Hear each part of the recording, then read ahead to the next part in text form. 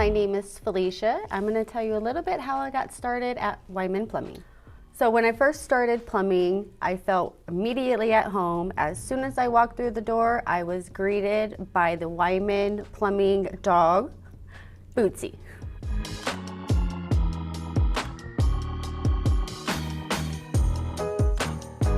Right now I am currently a dispatcher for the Wymans, and I am very excited to be here on the ground level as they are expanding their company and making it bigger so we can help out more customers.